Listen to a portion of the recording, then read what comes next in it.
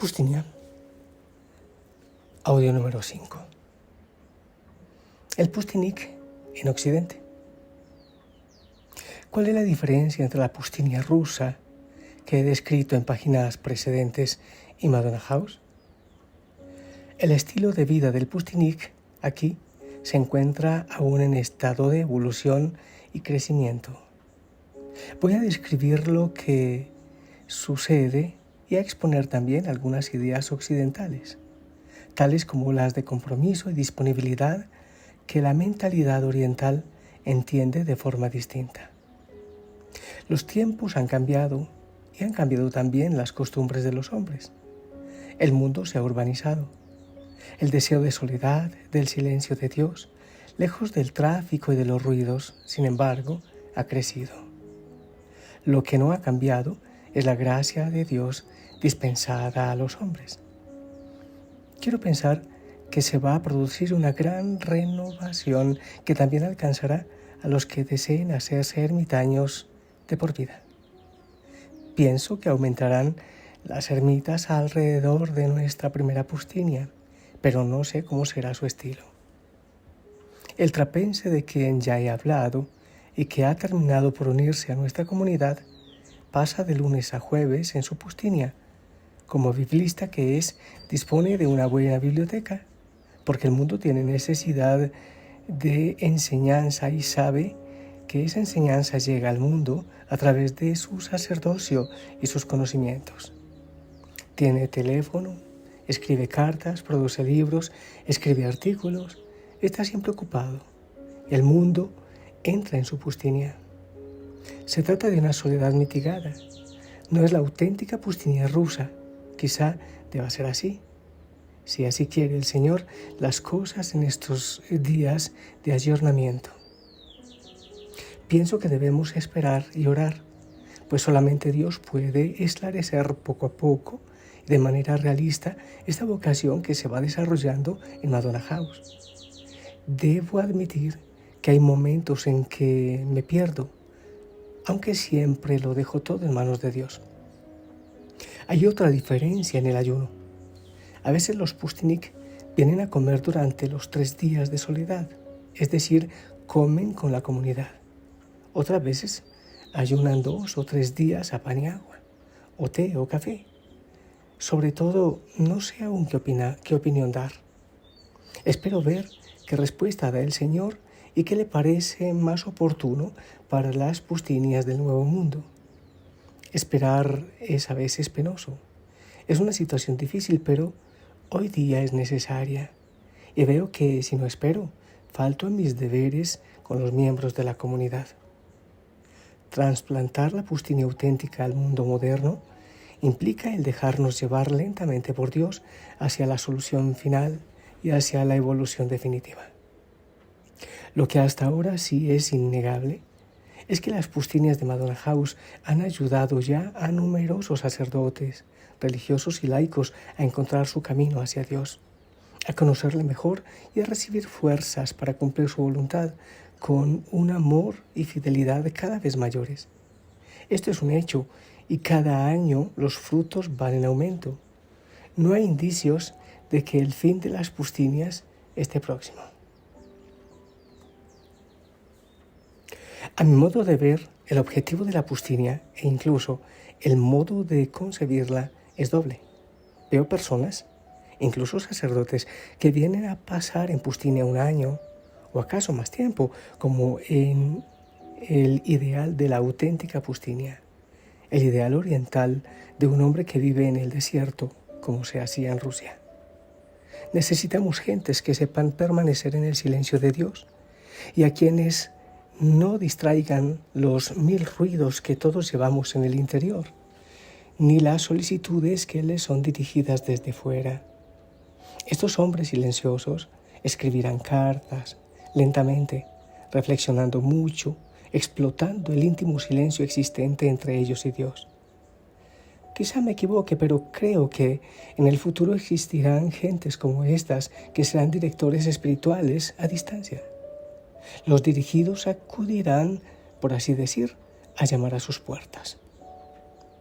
Veo abrazar esta vocación a hombres y mujeres. Es una vocación eremítica. Y solo bajarán a Madonna House para asistir a la misa del domingo. Permanecerán en sus pustinias el resto de la semana. Me gustaría verles ocupados en algún trabajo manual, quizá cultivando un pequeño huerto de legumbres, si es posible, pero esto es secundario y carece de importancia. Serán grandes amantes de la soledad y del silencio de Dios. Quienes vivan así la pustinia habitual tendrán necesidad de otros libros además de la Biblia, pero al menos durante un año no deben manejar otro libro. Otros tenderán hacia una forma de vida en la que se mezclen acción y contemplación. El mundo tiene necesidad de las dos cosas. Habrá también quien se abisme totalmente en el silencio de Dios y en la oración. Pienso que lo sabrá. Dios suscitará hombres así, porque el mundo tiene desesperada necesidad de ellos. Observad cómo me pierdo cuando hablo de la evolución de la pustinia. La pustinia debería ser un lugar donde los ruidos del alma se extingan plenamente, donde también calle la inteligencia y donde reine por doquier la inmensa escucha del silencio de Dios. Espero que los pustiniques del mundo moderno serán hombres y mujeres de una gran pobreza, que reducirán sus guardarropa a lo esencial, incluso llegados a este punto. No quiero reglamentar nada. Quienes vivan en Madonna House deberán orar para que cada uno se oriente hacia el tipo de pustiniki que desee. La pustinia no puede reducirse nunca a un lugar de reposo, sueño, relajación o cambio de ritmo. Es un lugar santo, tan santo que se tiembla al entrar en él. No es un lugar donde se disfruta de un buen té o un buen café. No es un lugar para comer o dormir en paz. Es un lugar que pertenece a Dios. Y el único que puede dormir y comer en él es el pustinik. Su discípulo, su copustinik. No debe utilizarse la pustinia con otro fin. Se me turba el corazón cuando nos vemos obligados a utilizar los locales de la pustinia para otra cosa, aunque quizá sea excesivamente sensible respecto a este punto. Sí, ante todo, las gentes vendrán para hacer pustinia, y es preferible que nosotros llevemos la delantera. Quienes vienen a pasar a la pustinia un día o dos, que oren y ayunen antes que nada, mientras su edad y salud se lo permitan. Si es posible, que su lecho sea duro. Si están enfermos, pueden utilizar una colchoneta. Quien se decida a entrar en pustinia, procure ser sincero con sus motivos. Que nadie se decida a hacerla por dormir tranquilo o alejarse momentáneamente de los problemas de la vida. Hay que disponerse a entrar en el gran silencio de Dios para orar. Si se entra por otra razón, por noble que sea, la pustinia no será una bendición. Incluso podrá transformarse en maldición. Es preciso que los sacerdotes oren insistentemente para saber discernir y decidir exactamente quiénes deben entrar en pustinia. Solo ellos pueden decirlo, pues es misión propia de quien ha de discernir los espíritus.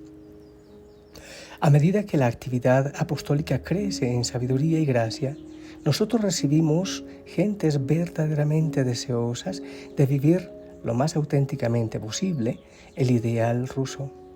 Quizá este ideal pertenezca ya al pasado, quizá tales gentes no vengan jamás, quizá se trate de un tipo de pustinia diferente. Es muy pronto para decirlo, pero creo que esta sed del silencio de Dios, esta pasividad del alma silenciosa llegará. Creo que habrá personas que se darán cuenta de lo que significa el holocausto personal en provecho de la humanidad y de que es precisamente este holocausto personal lo único capaz de aportar al mundo, con una simplicidad infantil, el testimonio de la palabra de Dios oída en el silencio. Esta época llegará porque nuestro siglo tiene necesidad de hombres de oración, de hombres de soledad, de hombres ávidos de oír directamente la voz de Dios, que traten de conocer a Dios a través del contacto personal con Él y no solamente a través de los libros. Creo que se abrirán muchas pustinas en América del Norte.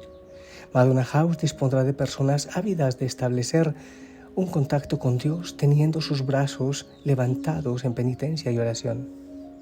Vendrán a nosotros gentes deseosas de reencontrar al Dios vivo, despojándose de todo y dejando todo a la puerta de la pustinia, a fin de poder penetrar en ella vacíos para llenarse de Dios.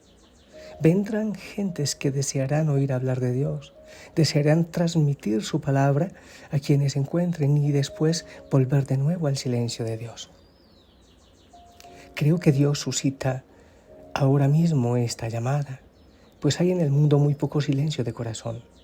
Hay tantos ruidos en las almas, los espíritus y los corazones de los hombres que no se puede oír la voz de Dios. Por eso llamará a muchos para que vengan a escuchar su silencio, a abismarse en él. Después les enviará para que sean los profetas de hoy, para que lancen una vez más su voz a todos los continentes del mundo.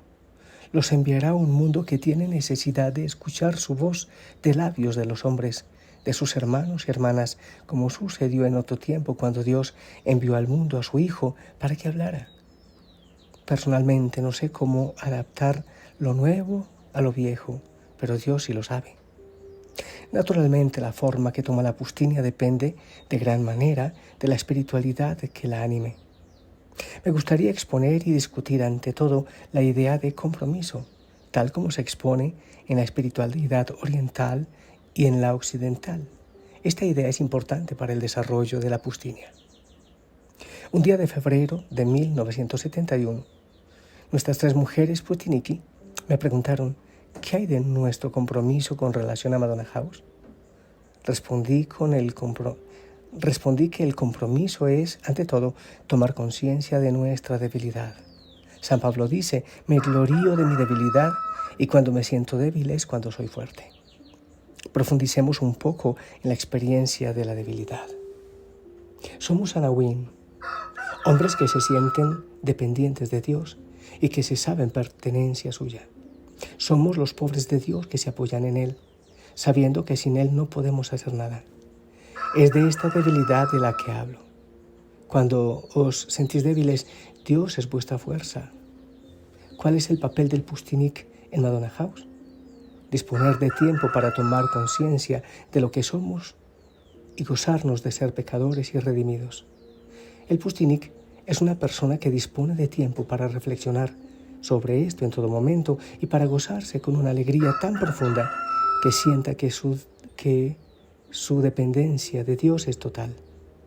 Si de verdad os sentís depender de Dios, entonces podéis pedir lo que necesitéis y estar seguros de que Dios os escuchará. El pustinik es un labrador que cultiva su campo arrancando las malas hierbas. Trabaja sin descanso para poder recoger toda la cosecha. Cuando esté bien limpio, Dios podrá sembrar la buena semilla a su gusto. El pustinik se esfuerza por hacer florecer el desierto. Este trabajo de limpieza y cultivo constituye el papel esencial del pustinik. Tal compromiso comporta un gran riesgo porque se expone a la tristeza y a la alegría. Se desposa con Cristo y por eso se desposa con las dos. Para los occidentales, quizá constituya este tipo de compromiso algo chocante. Chocante porque da la impresión de que esto es replegarse sobre sí mismo, como si se tomase un balde para hacerse la propia limpieza bajo la dirección de Dios. Sí, os dedicáis a fregar los corredores de vuestro espíritu y los rincones de vuestro corazón, y todo ello se lleva a cabo en una paz inmensa. Existe otra dimensión del compromiso comunitario o en la comunidad. Es el de orar por alguien. Habrá quien nos diga, ¿queréis rezar por mí? O quizá mi hermana acaba de sufrir una operación y cosas por el estilo. Les sugiero que abran una agenda para intenciones, como yo hago, y cuando les pidan algo, escríbanlo. Esto les ayudará a tomar la oración en serio. Incluso podrán colocar junto al icono algo para colgar o guardar la agenda. Así lo hago yo. Internamente pienso que Nuestra Señora lee las intenciones por la noche a su hijo. Es una idea totalmente infantil, pero allí dejo mi cuaderno. Cuando la gente les pida que recen por ellos, deben sentir la responsabilidad de hacerlo. Con frecuencia menciono las peticiones en alta voz, en la oración o en la misa. Otras veces escribo una nota para algún sacerdote rogándole pida por tal o cual. A veces se me olvida y entonces digo: Señor, ayuda a quienes ayer me pidieron que ore por ellos. No soy escrupulosa en este punto, sería ridículo, pero esto también es una forma de desempeñar un papel en una comunidad. Los occidentales en la Pustinia quizás experimenten un sentimiento de culpabilidad por el hecho de que no forman parte de la comunidad. Es algo a lo que jamás le doy importancia. Si un ruso construye una Pustinia en las proximidades de un pueblo, automáticamente toma conciencia de que pertenece a ese pueblo. No tiene necesidad que nadie le diga que es así. Pertenecen a la comunidad. No es cuestión de geografía. Si vuestro director espiritual os dice que paséis 3 días en la Pustinia, pasa 3 días. Si le parece que deben pasar 4, pasen 4. Si cree oportuno que deben abandonar la Pustinia definitivamente o por algún tiempo, lo haréis. Allá donde estéis, formáis parte de la comunidad. Esto no tiene nada que ver con el hecho de estar o no estar en la Pustinia. A mi modo de ver, una de las causas principales de ese sentimiento de culpabilidad que nos hace creer que estamos separados de la comunidad se fundamenta en la idea occidental de producción. Occidente da mucha importancia a su capacidad de producir cosas. Sacerdotes, religiosos y laicos tienen tendencia a juzgar su valor interior en función de lo que pueden producir. Los sacerdotes, concretamente, no se dan cuenta de que su presencia basta. He dicho con frecuencia a sacerdotes que trabajan en parroquias que una de las mejores cosas que pueden hacer es sencillamente recorrer a pie su barrio y dejarse ver por la gente, haciéndose presentes a todos. A veces tienen la impresión, si no hacen otra cosa, de que están malgastando su vida. Y eso también vale para el Pustinik. Pero parece como que somos incapaces de comprender que la presencia, la sola y única presencia de una persona que ama a Dios, ya es algo suficiente, algo que no necesita más aditamentos para verse justificada. Esto no quiere decir que la ayuda que el Pustinik pueda prestar desde otras dimensiones no sea útil a la comunidad, sino que uno debe estar en paz, perfectamente en paz. Especialmente debería decir cuando no tiene otra cosa que hacer más que estar y orar.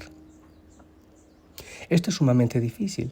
Un Pustinik sacerdote, por ejemplo, ha de permanecer indiferente frente a sus dirigidos. Lo mismo se podría decir de un no Pustinik, pero un Pustinik concretamente no debe buscarse dirigidos. Las gentes pueden sentirse atraídas por este o aquel Pustinik e irán a charlar con él, pero él debe permanecer indiferente a sus visitantes. No debe decir, vengan a verme alguna vez. La puerta de su celda no tiene cerrojo, pero tampoco elige las gentes que han de empujarla. Imaginemos que un día que les corresponde salir a alguien, se acerca a hablarles. Y a ustedes se les ocurre lo siguiente: quizá debiera invitar a esta persona a mi Pustinia. Allí hablaríamos mejor. No lo hagan, a menos que se lo pida. Es el otro quien debe adelantarse a pedirlo. El Pustinik no debe invitar. Responde a lo que se le pregunta, pero no invita a la gente para que vaya a su Pustinia. Quizás su director espiritual o alguien por el estilo que tenga autoridad les pida que les enseñen su Pustinia. Esto es otra cosa, pero el Pustinik no va a buscar a la gente para que vean su Pustinia. Únicamente abrirán su corazón para recibir lo que viene de Dios. Esta actitud debe resultar atroz para un occidental, pues parece sumir a uno en la pasividad más total. No es tan fácil hacerse así de sensible a la delicada acción del espíritu. El espíritu se mueve ligerísimamente, mucho más ligero que la brisa, más aún que el aire.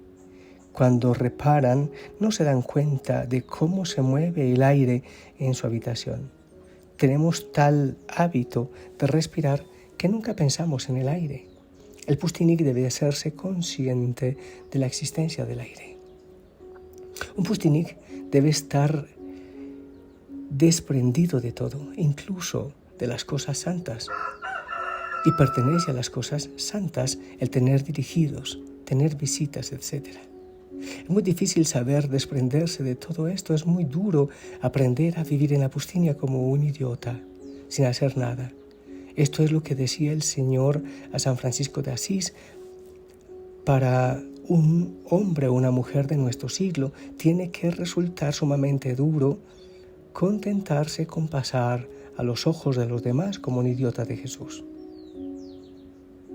Hace cosa de unos 2 años, un sacerdote de nuestra comunidad me pidió, después de llevar 2 semanas con nosotros: Catherine, quiero hacer algo. ¿Qué puedo yo aportaros? Le dije: su presencia, padre. Ante la misma pregunta y la misma respuesta por 3 veces, me insistió una 4ª vez. Ya lo sé, eso ya lo sé, pero ¿qué otra cosa puedo aportar? Pues bien, a este hombre que había sido director de una escuela le ha llevado mucho tiempo comprender que esa aportación que se le decía era suficiente, que la aportación era él mismo. Ha sido una tarea difícil, pero cuando la comprendió, de verdad se sintió feliz. Hoy entiendo lo difícil que le ha tenido que resultar no aportar otra cosa que su sencilla presencia.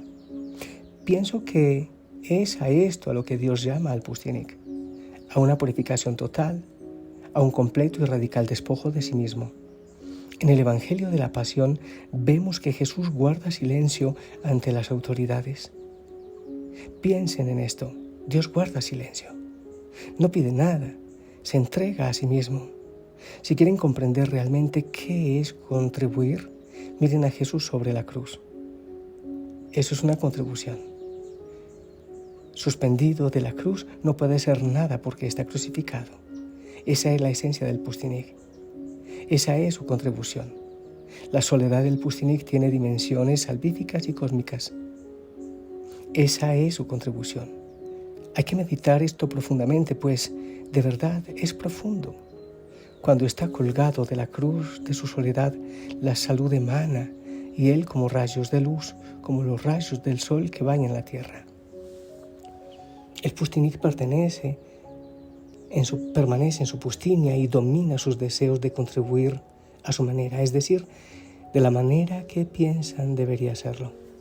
Poco a poco acepta el despojo interior, acepta verse desnudo delante del Señor. Lo mismo que los rayos del sol curan y nadie puede precisar a qué profundidad llegan. Asimismo, nadie puede decir hasta qué punto penetra en el mundo de la soledad de un pustinik unido a Dios. El mundo está frío. Es preciso que alguien arda para que las gentes puedan venir a calentarse las manos y los pies en este fuego. Si alguien permite que esto se produzca, particularmente los pustiniki, entonces se transformará en un hogar al que los hombres acudirán para calentarse. Sus rayos alcanzarán los confines de la tierra. Nuestra expresión celo significa generalmente intensidad de acción. Es uno celoso para llevar adelante una explotación agrícola o una cruzada. Pero el verdadero celo es el mantenerse pacífico y dejar que Dios sea en nosotros una hoguera. No es fácil tener el fuego de Dios dentro de sí. Solamente si están poseídos del verdadero celo, serán capaces de retener en su interior el fuego de la alegría de Dios.